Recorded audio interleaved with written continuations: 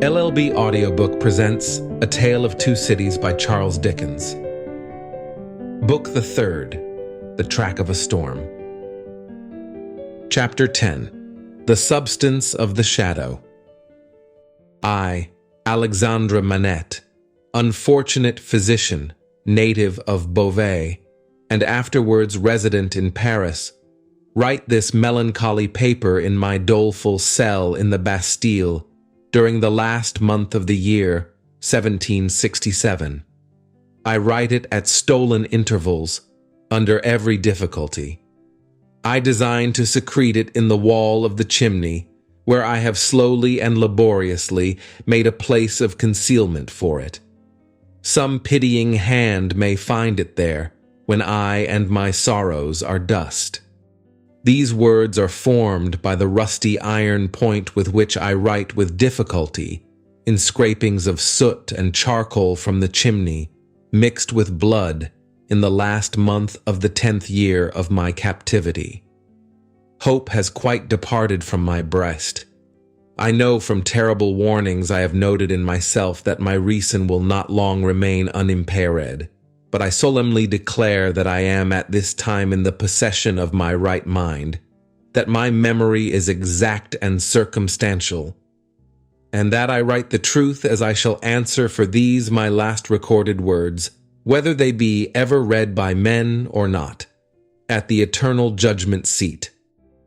One cloudy moonlight night, in the 3rd week of December, I think the 22nd of the month, in the year 1757, I was walking on a retired part of the quay by the Seine for the refreshment of the frosty air, at an hour's distance from my place of residence in the street of the School of Medicine, when a carriage came along behind me, driven very fast.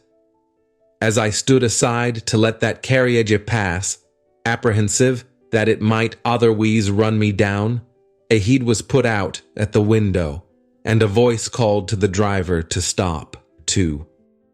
The carriage stopped as soon as the driver could rein in his horses, and the same voice called to me by my name. I answered. The carriage was then so far in advance of me that 2 gentlemen had time to open the door and alight before I came up with it. I observed that they were both wrapped in cloaks and appeared to conceal themselves.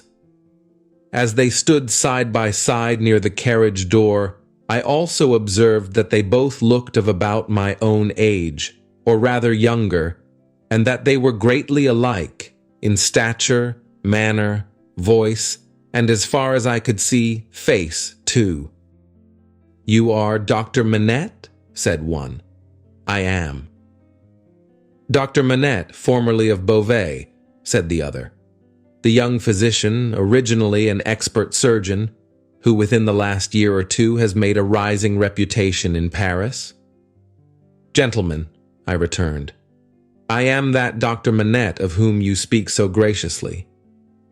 "We have been to your residence," said the first, "and not being so fortunate as to find you there, and being informed that you were probably walking in this direction, we followed in the hope of overtaking you.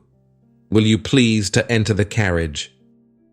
The manner of both was imperious, and they both moved as these words were spoken so as to place me between themselves and the carriage door. They were armed. I was not. "Gentlemen," said I, "pardon me, but I usually inquire who does me the honor to seek my assistance, and what is the nature of the case to which I am summoned." The reply to this was made by him who had spoken second. "Doctor, your clients are people of condition. As to the nature of the case, our confidence in your skill assures us that you will ascertain it for yourself better than we can describe it. Enough. Will you please to enter the carriage?" I could do nothing but comply, and I entered it in silence. They both entered after me, the last springing in, after putting up the steps. The carriage turned about and drove on at its former speed. I repeat this conversation exactly as it occurred. I have no doubt that it is, word for word, the same. I describe everything exactly as it took place, constraining my mind not to wander from the task. Where I make the broken marks that follow here, I leave off for the time and put my paper in its hiding place. The carriage left the streets behind, passed the north barrier, and emerged upon the country road. At 2/3 of a league from the barrier, I did not estimate the distance at that time, but afterwards, when I traversed it, it struck out of the main avenue and presently stopped at a solitary house. We all three alighted and walked by a damp, soft footpath in a garden where a neglected fountain had overflowed to the door of the house. It was not opened immediately. In answer to the ringing of the bell, and one of my two conductors struck the man who opened it with his heavy riding glove across the face. There was nothing in this action to attract my particular attention, for I had seen common people struck more commonly than dogs, but the other of the two, being angry likewise, struck the man in like manner with his arm. The look and bearing of the brothers were then so exactly alike that I then first perceived them to be twin brothers. From the time of our alighting at the outer gate, which we found locked, and which one of the brothers had opened to admit us and had relocked, I had heard cries proceeding from an upper chamber. I was conducted to this chamber straight, the cries growing louder as we ascended the stairs, and I found a patient in a high fever of the brain lying on a bed. The patient was a woman of great beauty and young, assuredly not much past 20. Her hair was torn and ragged, and her arms were bound to her sides with sashes and handkerchiefs. I noticed that these bonds were all portions of a gentleman's dress.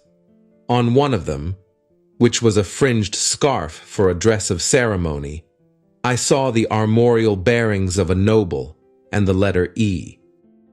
I saw this within the first minute of my contemplation of the patient, for in her restless strivings she had turned over on her face on the edge of the bed, had drawn the end of the scarf into her mouth, and was in danger of suffocation. My first act was to put out my hand to relieve her breathing, and in moving the scarf aside, the embroidery in the corner caught my sight. I turned her gently over, placed my hands upon her breast to calm her and keep her down, and looked into her face.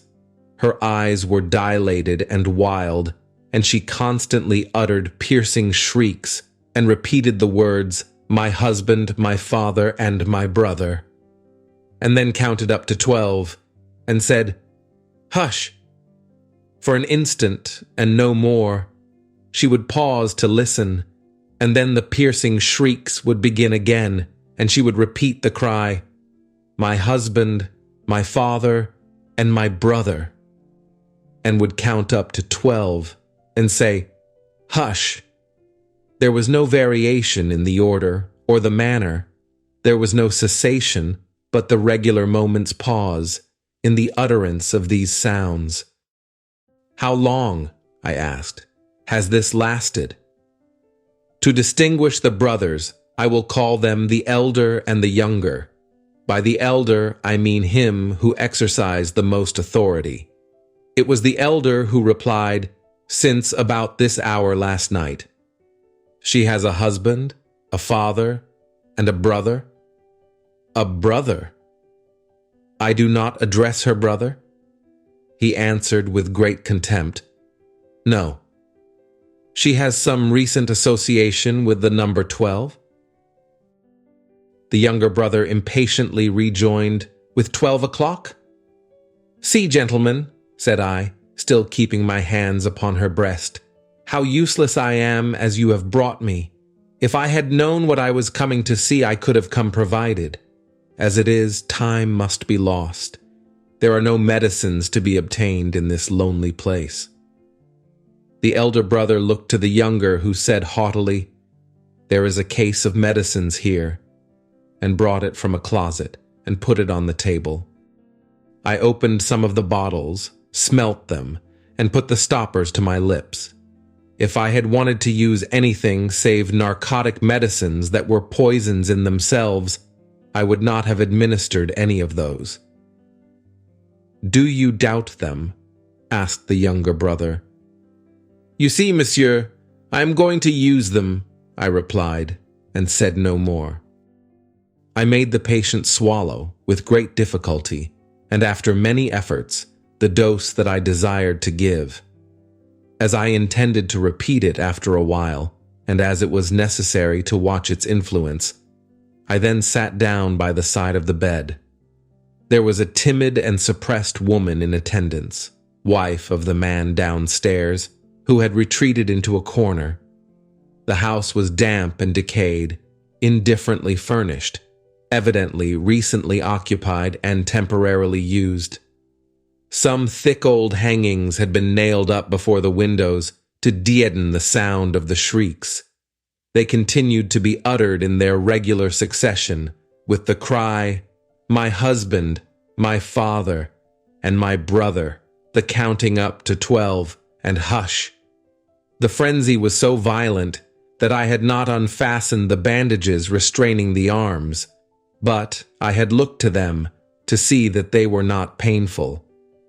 The only spark of encouragement in the case was that my hand upon the sufferer's breast had this much soothing influence that for minutes at a time it tranquilized the figure. It had no effect upon the cries. No pendulum could be more regular. For the reason that my hand had this effect, I assume, I had sat by the side of the bed for half an hour, with the two brothers looking on, before the elder said, "There is another patient." I was startled and asked, "Is it a pressing case?" "You had better see," he carelessly answered, and took up a light. The other patient lay in a back room across a second staircase, which was a species of loft over a stable. There was a low plastered ceiling to a part of it. The rest was open to the ridge of the tiled roof, and there were beams across. Hay and straw were stored in that portion of the place, fagots for firing, and a heap of apples and sand. I had to pass through that part to get at the other. My memory is circumstantial and unshaken. I try it with these details, and I see them all. In this my cell in the Bastille, near the close of the 10th year of my captivity, as I saw them all that night. On some hay on the ground, with a cushion thrown under his head, lay a handsome peasant boy, a boy of not more than 17 at the most. He lay on his back with his teeth set, his right hand clenched on his breast, and his glaring eyes looking straight upward. I could not see where his wound was, as I kneeled on one knee over him, but I could see that he was dying of a wound from a sharp point. "I am a doctor, my poor fellow," said I. "Let me examine it." "I do not want it examined," he answered. "Let it be." It was under his hand, and I soothed him to let me move his hand away. The wound was a sword thrust, received from 20 to 24 hours before, but no skill could have saved him if it had been looked to without delay. He was then dying fast. As I turned my eyes to the elder brother, I saw him looking down at this handsome boy whose life was ebbing out, as if he were a wounded bird or hare or rabbit, not at all as if he were a fellow creature. "How has this been done, monsieur?" said I. "A crazed young common dog, a serf, forced my brother to draw upon him, and has fallen by my brother's sword, like a gentleman." There was no touch of pity, sorrow, or kindred humanity in this answer.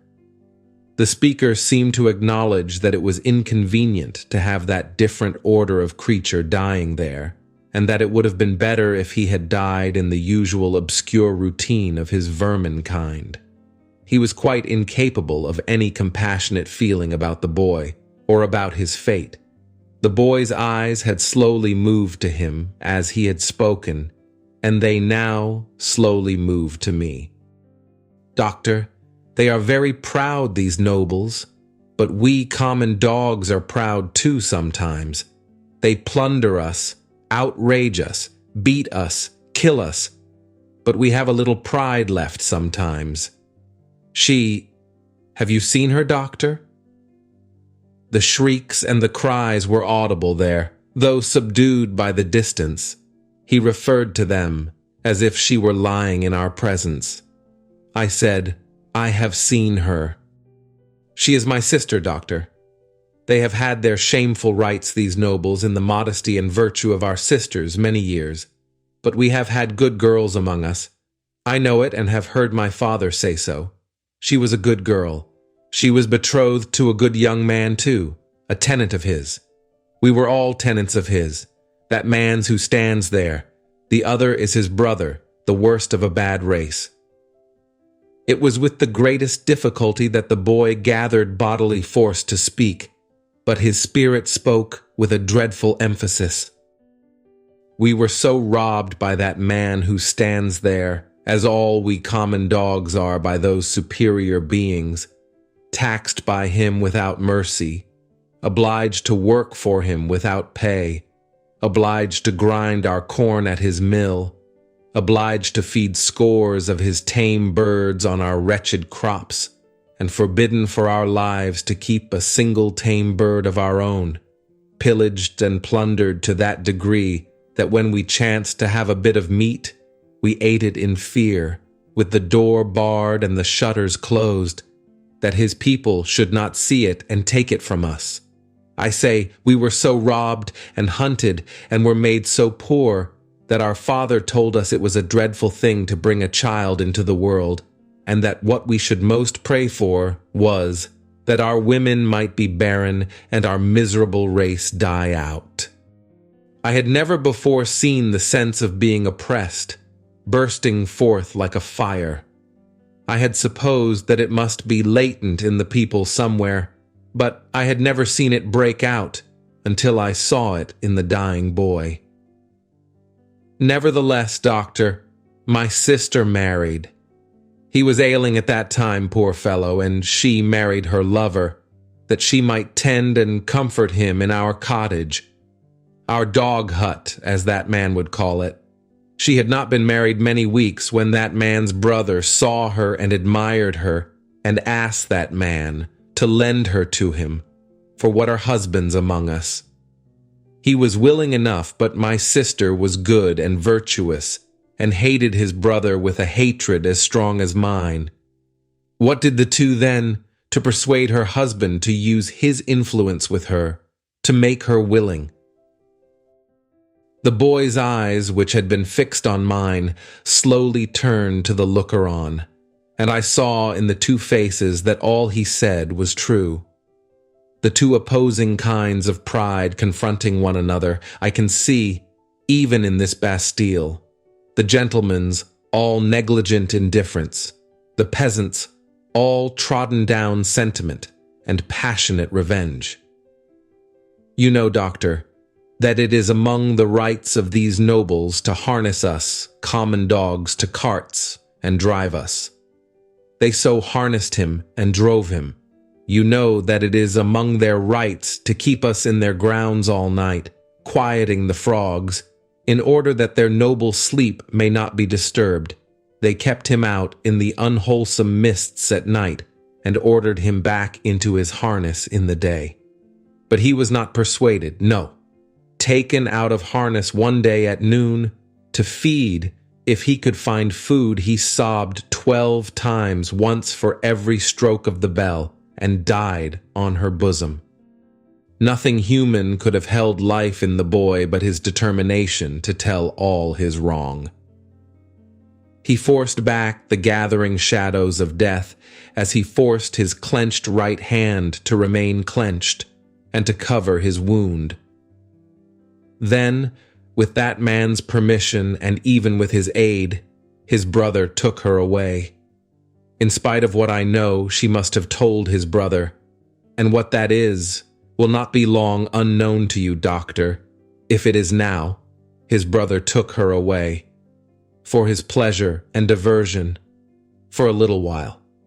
I saw her pass me on the road. When I took the tidings home, our father's heart burst. He never spoke one of the words that filled it. I took my young sister, for I have another, to a place beyond the reach of this man, and where, at least, she will never be his vassal. Then I tracked the brother here, and last night climbed in, a common dog, but sword in hand. Where is the loft window? It was somewhere here. The room was darkening to his sight.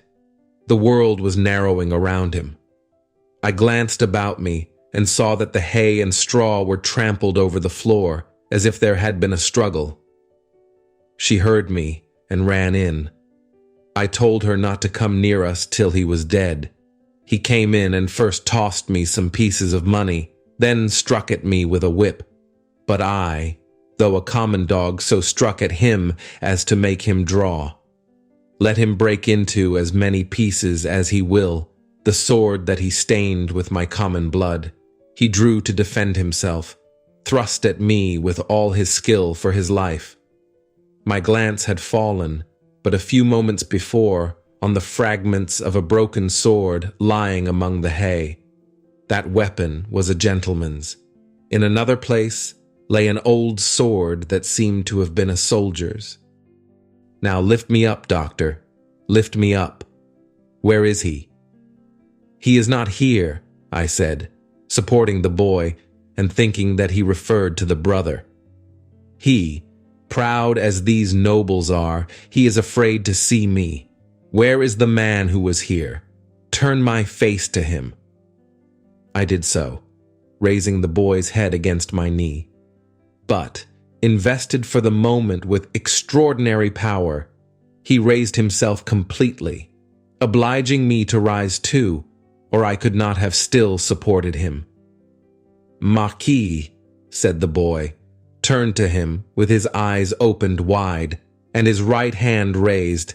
"In the days when all these things are to be answered for, I summon you and yours, to the last of your bad race, to answer for them. I mark this cross of blood upon you as a sign that I do it. In the days when all these things are to be answered for, I summon your brother, the worst of the bad race, to answer for them separately.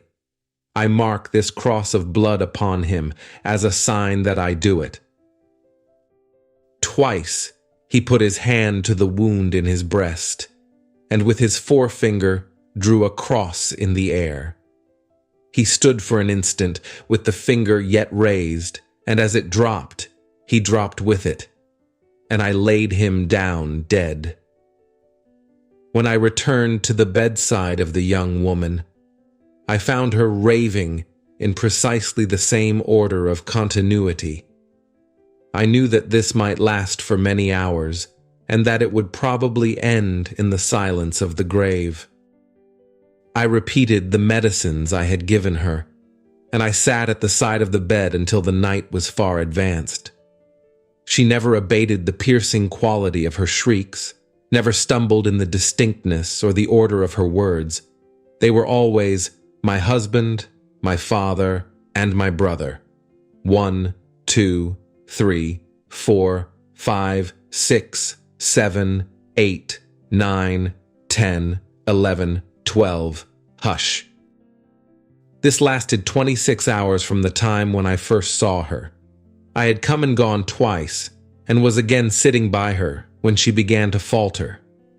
I did what little could be done to assist that opportunity, and by she sank into a lethargy and lay like the dead. It was as if the wind and rain had lulled at last after a long and fearful storm. I released her arms and called the woman to assist me to compose her figure and the dress she had torn.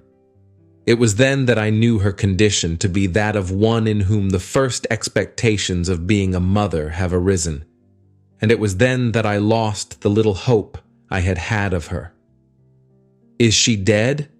asked the Marquis, whom I will still describe as the elder brother coming booted into the room from his horse. "Not dead," said I, "but like to die."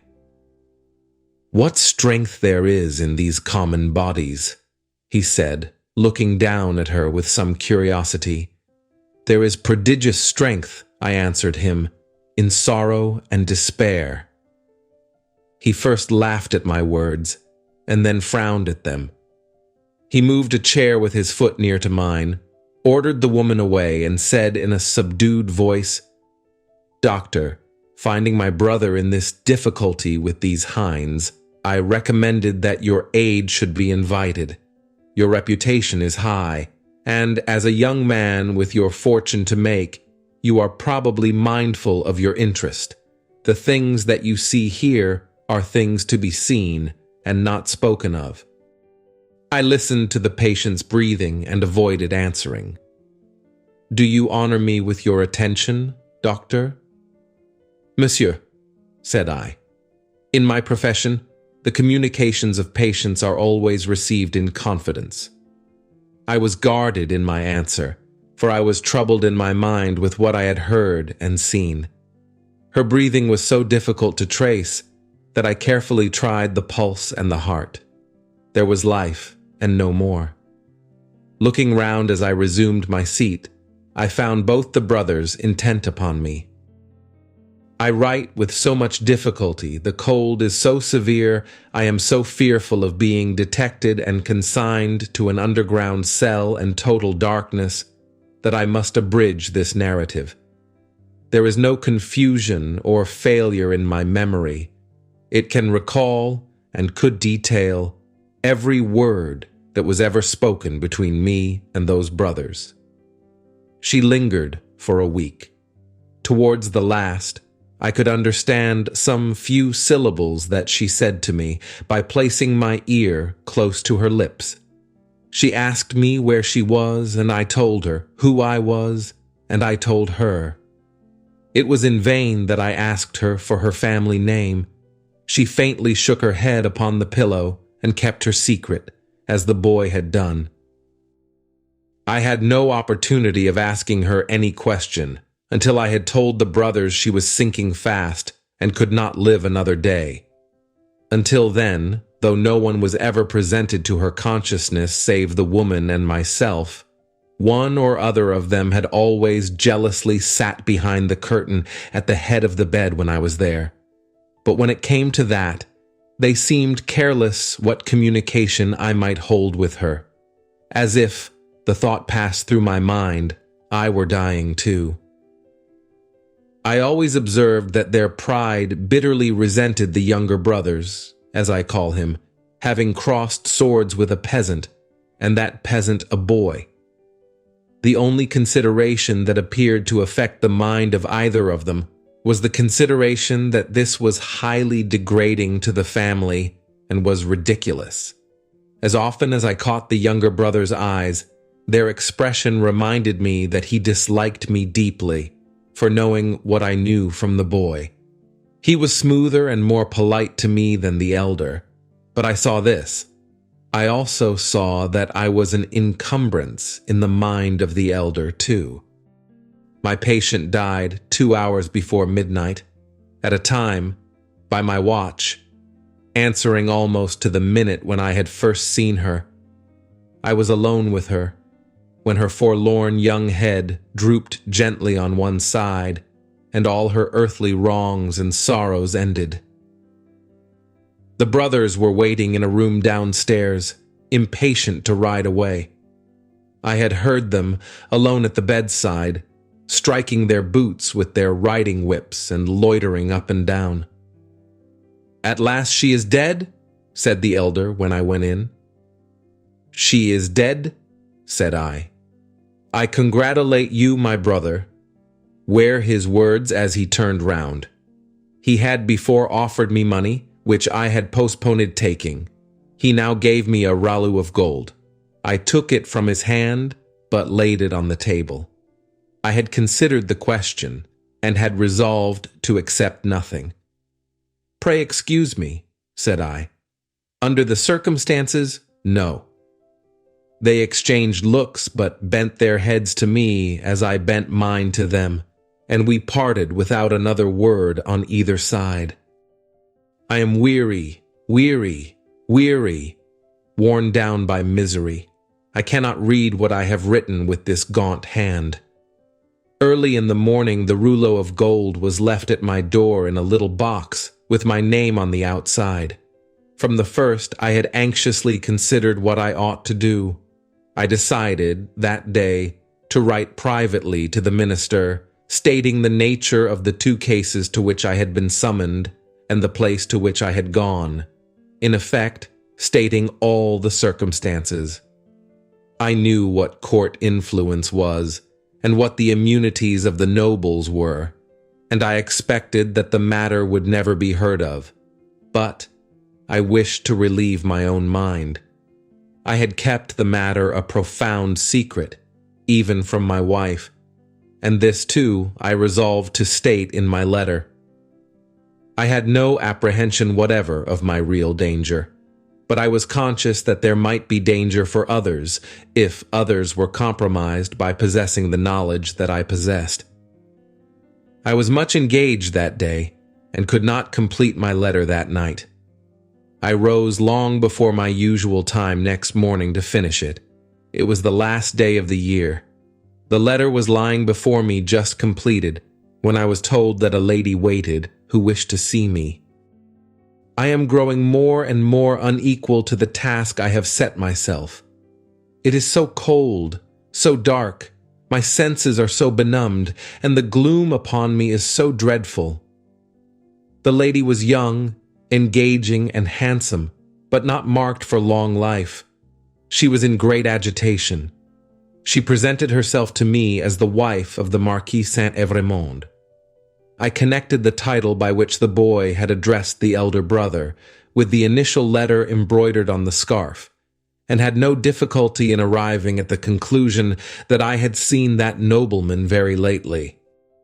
My memory is still accurate, but I cannot write the words of our conversation. I suspect that I am watched more closely than I was, and I know not at what times I may be watched.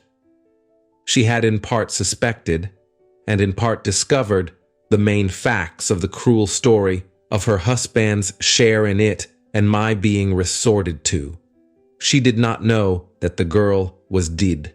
Her hope had been, she said in great distress, to show her, in secret, a woman's sympathy. Her hope had been to avert the wrath of heaven from a house that had long been hateful to the suffering many. She had reasons for believing that there was a young sister living, and her greatest desire was to help that sister. I could tell her nothing but that there was such a sister. Beyond that, I knew nothing. Her inducement to come to me, relying on my confidence, had been the hope that I could tell her the name and place of abode, whereas to this wretched hour I am ignorant of both. These scraps of paper fail me. One was taken from me, with a warning, yesterday. I must finish my record today. She was a good, compassionate lady, and not happy in her marriage. How could she be? The brother distrusted and disliked her, and his influence was all opposed to her. She stood in dread of him, and in dread of her husband too. When I handed her down to the door, there was a child, a pretty boy from 2 to 3 years old, in her carriage. "For his sake, doctor," she said, pointing to him in tears, "I would do all I can to make what poor amends I can. He will never prosper in his inheritance otherwise. I have a presentiment that if no other innocent atonement is made for this, it will one day be required of him. What I have left to call my own, it is little beyond the worth of a few jewels. I will make it the first charge of his life to bestow, with the compassion and lamenting of his dead mother, on this injured family, if the sister can be discovered." She kissed the boy and said, caressing him, "It is for thine own dear sake. Thou wilt be faithful, little Charles?" The child answered her bravely, "Yes, I kissed her hand, and she took him in her arms and went away caressing him. I never saw her more. As she had mentioned her husband's name in the faith that I knew it, I added no mention of it to my letter. I sealed my letter and, not trusting it out of my own hands, delivered it myself that day. That night, the last night of the year, towards 9 o'clock, a man in a black dress rang at my gate, demanded to see me, and softly followed my servant, Ernest Defarge, a youth, upstairs. When my servant came into the room where I sat with my wife, "O my wife, beloved of my heart, my fair young English wife," we saw the man, who was supposed to be at the gate, standing silent behind him. "An urgent case in the Rue Saint-Honoré," he said. "It would not detain me. He had a coach in waiting. It brought me here. It brought me to my grave." When I was clear of the house, a black muffler was drawn tightly over my mouth from behind, and my arms were pinioned. The two brothers crossed the road from a dark corner and identified me with a single gesture. The Marquis took from his pocket the letter I had written, showed it me, burnt it in the light of a lantern that was held, and extinguished the ashes with his foot. Not a word was spoken. I was brought here. I was brought to my living grave. If it had pleased God to put it in the hard heart of either of the brothers, in all these frightful years, to grant me any tidings of my dearest wife, so much as to let me know by a word whether alive or dead, I might have thought that he had not quite abandoned them. But now I believe that the mark of the Red Cross is fatal to them, and that they have no part in his mercies, and them and their descendants, to the last of their race, I, Alexandre Manette, unhappy prisoner, do this last night of the year 1767, in my unbearable agony, denounce to the times when all these things shall be answered for. I denounce them to heaven and to earth. A terrible sound arose when the reading of this document was done. A sound of craving and eagerness that had nothing articulate in it but blood. The narrative called up the most revengeful passions of the time, and there was not a head in the nation but must have dropped before it. Little need, in presence of that tribunal and that auditory, to show how the Defarges had not made the paper public, with the other captured Bastille memorials borne in procession, and had kept it, biding their time. Little need to show that this detested family name had long been anathematized by Saint Antoine, and was wrought into the fatal register. The man never trod ground whose virtues and services would have sustained him in that place that day, against such denunciation. And all the worse for the doomed man, that the denouncer was a well-known citizen, his own attached friend, the father of his wife. One of the frenzied aspirations of the populace was, for imitations of the questionable public virtues of antiquity, and for sacrifices and self-immolations on the people's altar.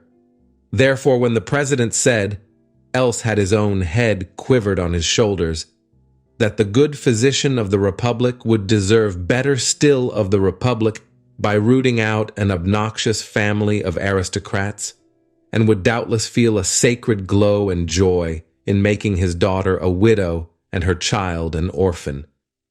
There was wild excitement, patriotic fervor, not a touch of human sympathy. "Much influence around him, has that doctor?" murmured Madame Defarge, smiling to the vengeance. "Save him now, my doctor, save him."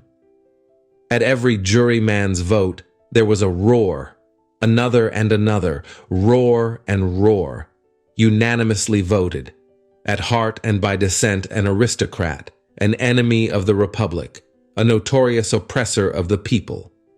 Back to the conciergerie, and death within 24 hours.